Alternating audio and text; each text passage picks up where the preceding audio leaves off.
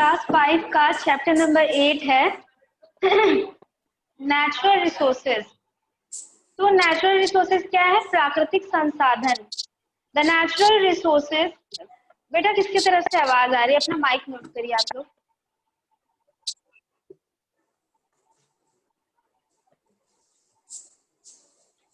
The nature has gifted many things to us. These are called natural resources. Nature ने हमें बहुत सारी चीजें गिफ्ट में दी हैं, जिसमें से एक क्या है? Natural resources. We use the natural resources to fulfill our needs. The natural resources make our life simple and comfortable. Some of the natural resources are water, soil, minerals, forest, sunlight, and wind. These natural resources provide us many things like food, fuel, and raw materials. The natural resources contribute to develop a country. The natural resources can be divided into two categories. पहला कौन सा है? Renewable, जो कि दोबारा से use कर सकते हैं एक बार यूज करके। फिर दूसरा क्या है? नॉन रिन्यूएबल, जो कि दोबारा यूज नहीं कर सकते। तो नेचुरल रिसोर्सेज जो प्राकृतिक संसाधन होते हैं वो किसी भी राष्ट्र या किसी भी जगह के लिए बहुत इंपॉर्टेंट होता है। और नेचुरल रिसोर्सेज कौन कौन से होते हैं? पानी, मिट्टी, मिनरल, जो जंगल होते हैं वो, सूरज की रोशनी, हवा, ये सारे नेचुरल रिसोर्सेज होते हैं। और इन सभी नेचुरल रिसोर्सेज से हमको खाना, फ्यूल, सब कुछ प्राप्त होता है। तो नेचुरल रिसोर्सेज एक कंट्री के लिए बहुत इम्पोर्टेंट है। अब रिन्यूएबल क्या है? रिन्यूएबल मतलब जो दोबारा प्राप्त हो सकता है, जो हमें बार बार मिल सकता है। जैसे एयर, एयर जो है हवा, हवा खत्म होगी कभी? हवा कभी खत्म नहीं होगी, हवा हमेशा चलती रहेगी, हमेशा रहेगी। फिर पानी, पानी भी, वैसे तो पानी की समस्या है, पीने का पानी हमारे पृथ्वी पर थोड़ा कम होता जा रहा है, लेकिन वैसे अगर पानी देखा जाए तो पानी बहुत ज्यादा है। फिर और नेक्स्ट चीज क्या है? सनलाइट, सूरज की रोशनी। सूरज की रोशनी भी कभी खत्म नहीं होगी, ये भी एक रिन्यूएबल रिसोर्स है, वापस मिलता रहेगा हमें। फिर क्या है?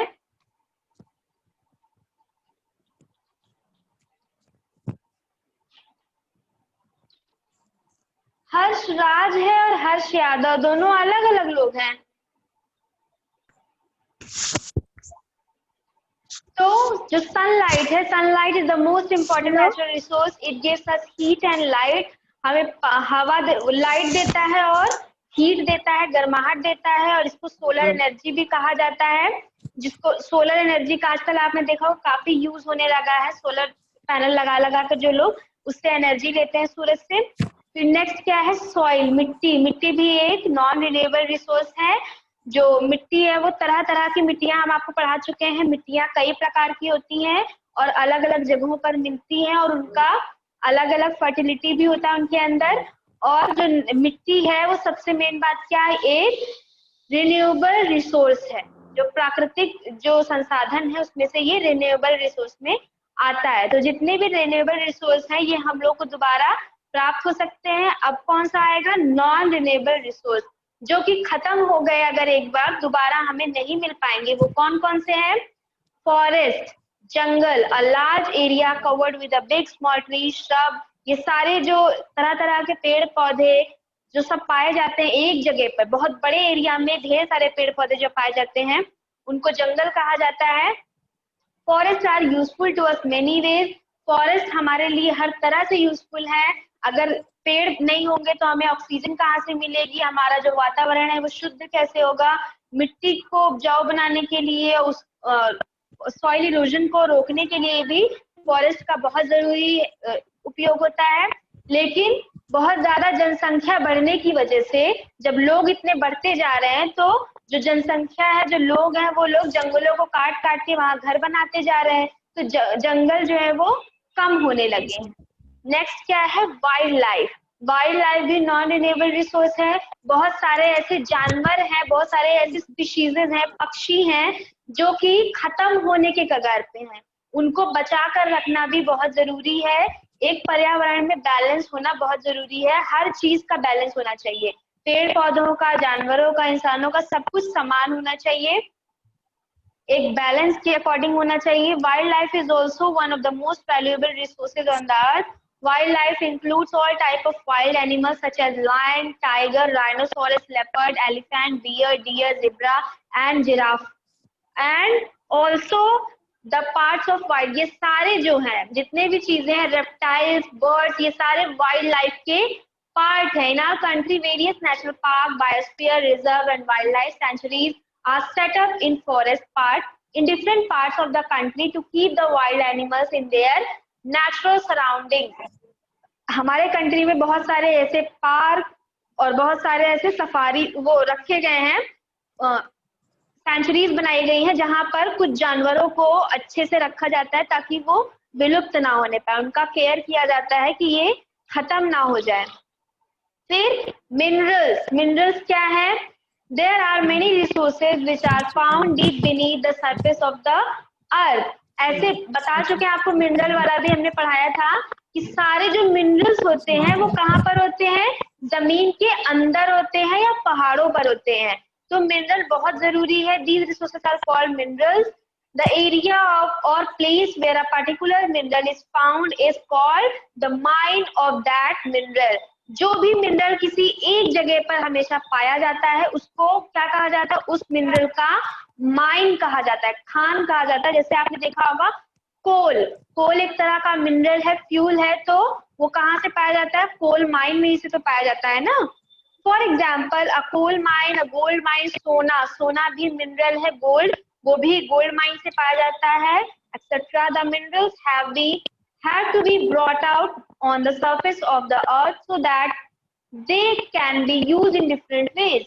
और जो मिनरल्स हैं उनको अर्थ की सरफेस में से निकाला जाता है ताकि उनको यूज किया जा सके।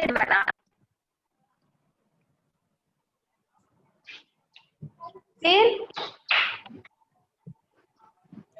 people who go inside, हाँ, people who go inside the mines of minerals extraction are called miners।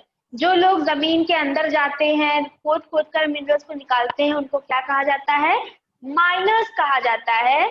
There are two types of minerals, दो तरह के मिनरल्स होते हैं, मेटेलिक और non metallic mineral. Iron, gold, copper, silver etcetera metallic mineral. जो iron है, copper, gold, silver, ये सारे मेटेलिक हैं। Minerals from which metals can be are also called fossil fuels। Thousands of years ago, due to the earthquake, the erupting volcanoes, many animals and plants got buried below the surface of the earth। हजारों साल पहले जब volcano का erosion हुआ था, volcano blast हुआ था, तो बहुत सारे ऐसे मिनरल्स और बहुत सारे ऐसे जानवर थे, जानवर जो नहीं रहते थे जो यहाँ पर, वो सारे उस वोल्केनो में जलकर खत्म हो गए, नष्ट हो गए।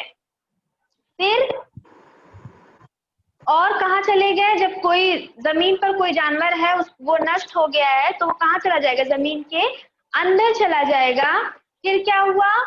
Letter their dead remains became hard like rocks. और धीरे धीरे उनका जो मांस था वो गलता चला गया और जो उनकी बोन्स थी वो सारे उसी जमीन में पड़े पड़े हार्ड होती चली गई। फिर क्या हुआ? These are called fossils. और इन्हीं से मिलकर क्या बन गया? फॉसिल बन गया। After thousands of years, these fossils change into fuels, hence these fuels are called fossil fuels। और अब हजारों साल बाद जब हम इस धरती पर आए, हमारा जब इतना विकास हुआ, तब हम ही को वो सारे जो जानवरों के फॉसिल्स थे वो सब हमें फ्यूल के रूप में प्राप्त हुए। समझ में आ रही है बात? Yes ma'am. Yes ma'am. जो हम फ्यूल का, जो पेट्रोलियम का जो यूज करते हैं वो सब क्या है? इन्हीं सारे जो हजारों साल पहले जानवर का जो फॉसिल बन गया था बॉडी का, वही सब अब हम लोग फ्यूल की तरह यूज करते हैं। फिर coal is a valuable fuel in homes, factories, mills and powerhouses। Petroleum is also called mineral oil। It is found deep under the ground or the sea। Petroleum जो है समुद्र के अंदर भी पाया जाता है, जमीन के अंदर भी पाया जाता है।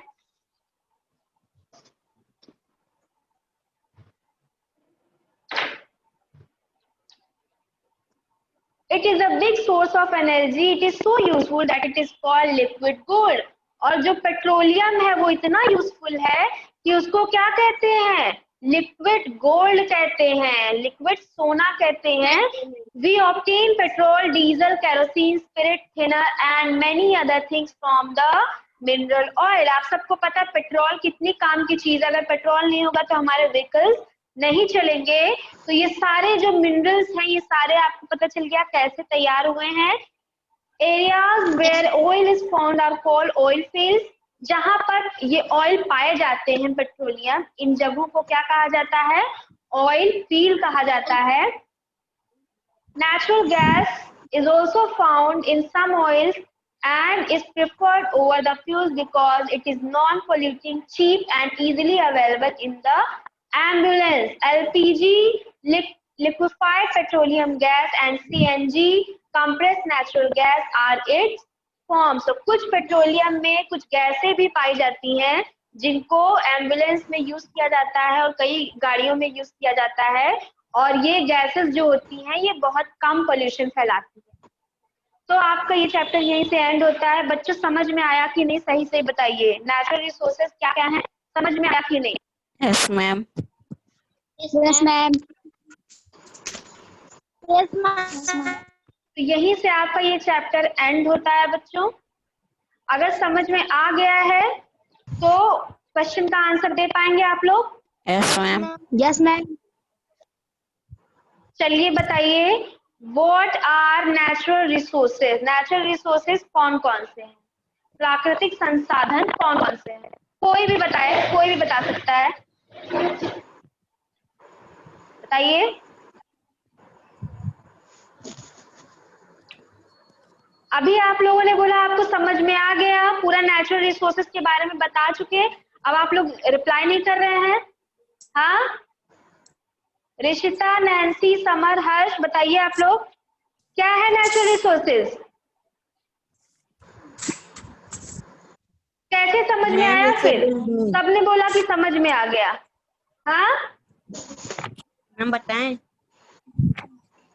हाँ, फॉरेस्ट है, सनलाइट है। हाँ, तो अभी तक क्यों नहीं बता रहे थे? Air, water, sunlight, soil, forest, wild life, ये सारे नेचुरल रिसोर्सेज हैं। कैसे नहीं समझ में आ रहा आप लोग को बच्चों? क्यों कोई जवाब नहीं दे रहा है? इतना समझाने के बाद कैसे नहीं समझ में आ रहा है? और फिर बोल क्यों रहे हैं कि समझ में आ गया? रिन्यूएबल रिसोर्स क्या होते हैं बताइए, अपने शब्दों में बताइए। जो रिन्यूएबल रिसोर्स हैं वो क्या होते हैं? जो एक बार बस पाया जाता है मैम।